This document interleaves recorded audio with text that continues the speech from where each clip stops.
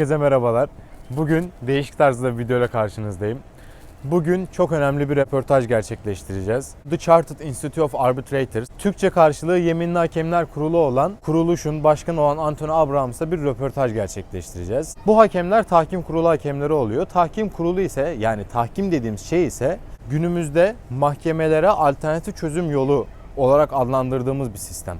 Örnek vermek gerekirse iki taraf bir sözleşme yaptığında sözleşmeye herhangi bir uyuşmazlık durumunda, atıyorum İstanbul mahkemeleri değil de şu hakem, şu ya da şu tahkim kurulu görevlidir diye yazarlar ve uyuşmazlık bu şekilde daha hızlı bir şekilde çözümlenir. Tahkim dediğim şey aslında kısaca bu. İşte burası da o tahkim kurulunu oluşturan hakemlerin derneği gibi bir yer yani. Anthony Abrahams buranın başkanı ve aynı zamanda Royal Courts of Justice'te, yani burada bir yüksek mahkemede yarı zamanlı hakim kendisi. Anthony Abrahams'la röportaj yapmamızın bir diğer nedeni ise buradaki dernek başkanı kişiliği ve hakim kişiliğinden de ötürü kendisinin Türkiye ile olan ilişkileri. Bursa Ticaret Sanayi Odası ve ULUDAÐ Üniversitesi ile yakın ilişkiler içerisinde daha önce birçok projeye imza attılar. Bugünkü röportajımızı önemli yapan diğer neden ise bu. Ve aynı zamanda ben de bir hukuk fakültesi öğrencisi olarak benim için ekstra değerli bu röportaj. Kendisi şu an içeride bizi bekliyor.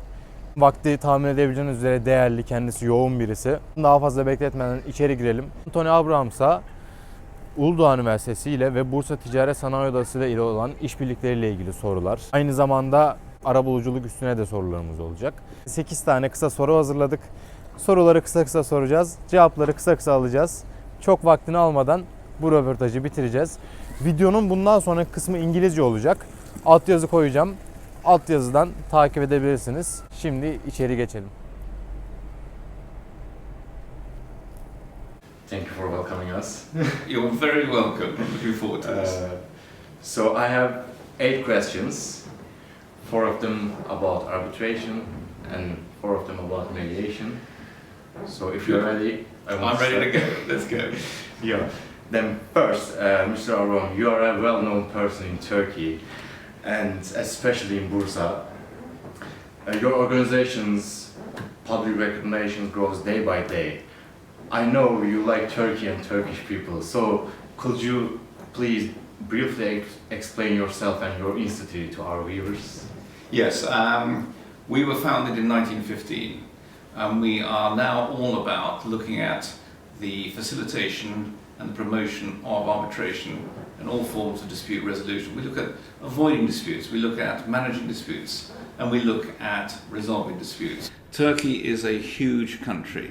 When I came to Bursa, I had no idea of the scope of the industry and the mercantile community there.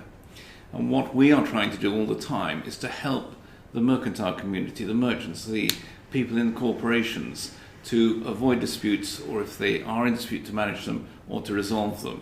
So it was a natural synergy. We have a lot of Turkish members. We have over 80 Turkish members. And coming to Turkey has always been a delight. Working with BTSO is a real pleasure. It's an organization which thinks about how to do dispute resolution, has thought it through, and now carries out what they say they're going to do, which is great. That's just what we do as well. You're also a judge. Well, yeah, so as an English system, Yeah. we have the common law system, which means that our judges are taken from people who've been in practice as lawyers. And I have been sitting as a part-time judge for some years. Personally, I'm wondering about how did you become a judge in UK, and Yeah. how does it feel to be a judge in this country? Well, I was in private practice for about 10 years. I did a lot of dispute work, what we call civil dispute resolution.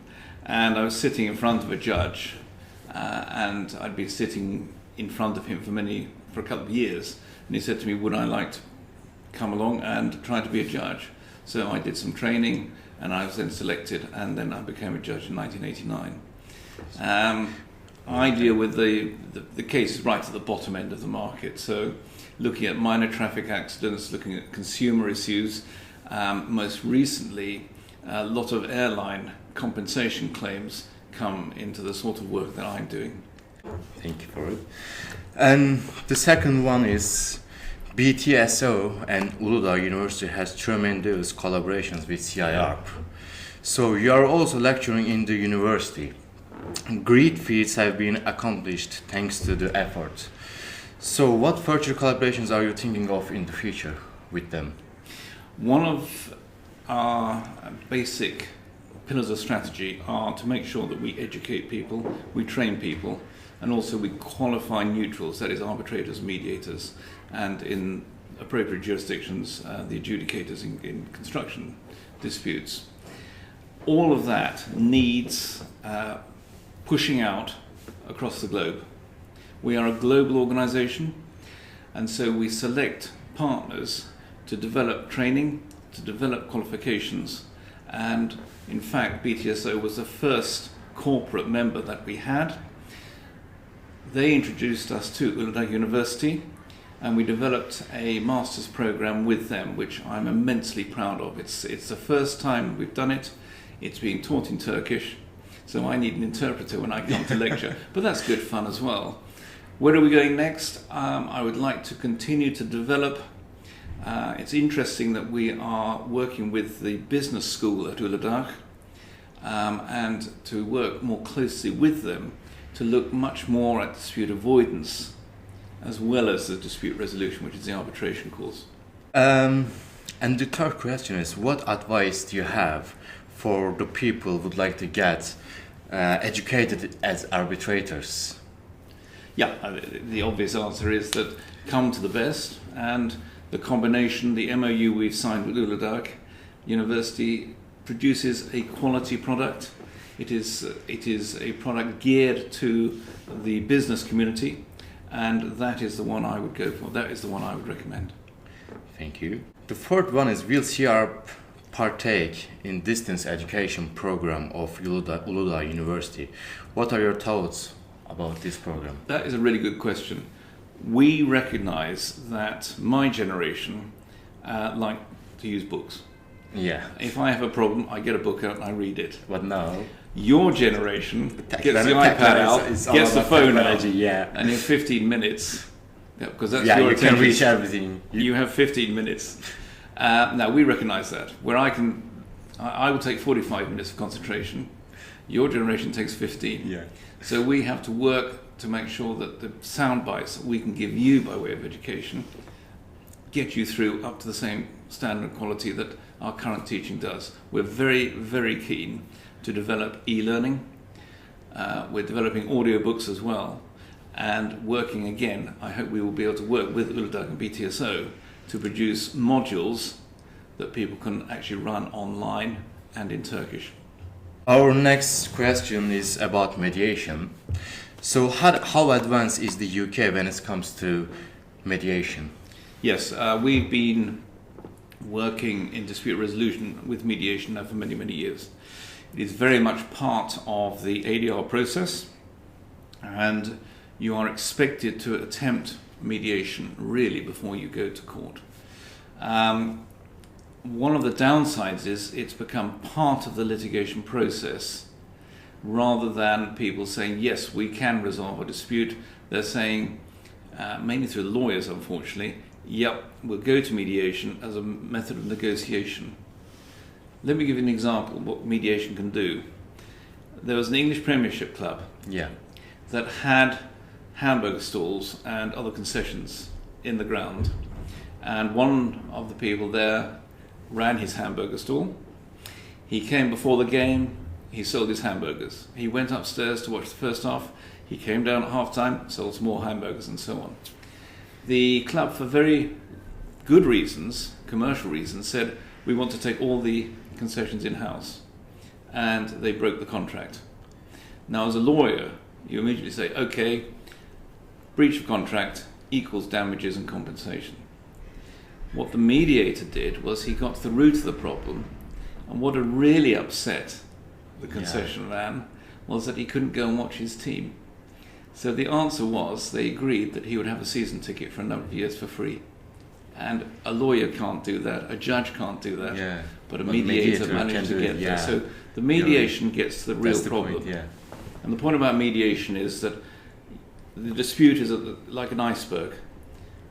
What people say the dispute is above the water, but what the real dispute is way underneath. You're And to right. get to the bottom of that, you need a very skilled mediator.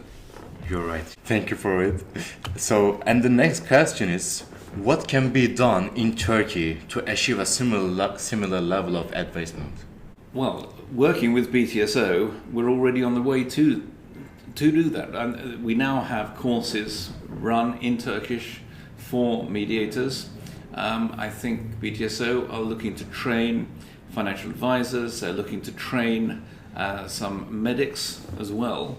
So that program has gained a lot of traction in Turkey. That is the program that should be encouraged to go out and to look at the commercial people rather than the lawyers, look at how business, which is what BTSO is about, needs to avoid disputes, and then the techniques they can bring in to make sure they don't go to arbitration or go to court.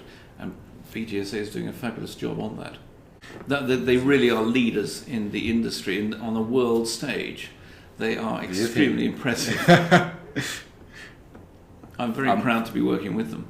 Yeah, probably they're proud to work with you. Well, it's a good combination, then, isn't Yeah. it? It's win-win. I know you have a good communication, yeah. Next one is, what do you think about the endeavors of BTSO and ULUDAÐ University on mediation? Yes, the initiative is fantastic. As I just explained, I admire the way BTSO have taken on board mediation. I've admired the way the numbers have been trained, and not just that, but it's who they're training. They are training people in industry, they're training people in commerce, and not just lawyers. So people need to understand it, who won't necessarily be mediators at the end of the day, but in their businesses need it. Yeah. So that initiative is a key to going forward. And again, it's I hope part of the offering that we can develop with the university to make sure that the training gains an academic qualification at the end of it as well. Our last question is, what further collaborations can be made between CIArb and BTSO and ULUDAÐ University when it comes to mediation? We would wish to continue training. Now, I've already explained about what real mediation, in my view, comes from and to. I think we can now develop the concept of mediation together. It's not wrong to use a mediator to facilitate negotiations. So again, we can look at the academic side and look at how we can develop the techniques for businesses to make sure that they can solve their problems. So it's really about being at the forefront of the thinking. What are we trying to achieve? We're trying to make sure that business continues smoothly, that people continue to have a relationship at the end of any dispute because they resolve it together and they come to their own resolution. And that's evolving the whole time. So working with a first-class academic institution like ULUDAÐ and with BTSO, who are on the commercial side, is again, it's a natural synergy. So that was all. Do you want to add any information to your Turkish viewers? No, the answer is understand that we can help. Building a team together with an organisation like BTSO and ULUDAÐ University is a way of developing the techniques. It is a way of making sure that business can function in the future, because international trade is what we're all about. And when you look at Bursa and you see light railways, you see the food industry, you see the automotive industry, you see the technical side, the technology, and the way, and of course the textile industry as well. And realise, I think there are 30,000 members of BTSO. Yeah. You realise you've got a tremendous force there to do good in the world and to develop Bursa as a city at the forefront of the Turkish drive in industry. Personally, do you prefer Bursa or Istanbul? Which one do you like?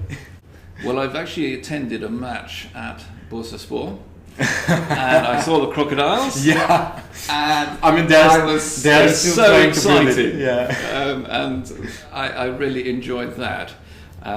Istanbul is obviously has a huge international reputation, and each city has its pros and its cons, its advantage and disadvantage. I feel very at home in Bursa. Yeah. I really enjoy coming across there to see BTSO and work with ULUDAÐ. Thank you very Yeah, much. that And was I hope all. this goes down well. Thank you for your Okay. time. Thank you very much. I appreciate it. All right. Thank you very much. Very good to meet you.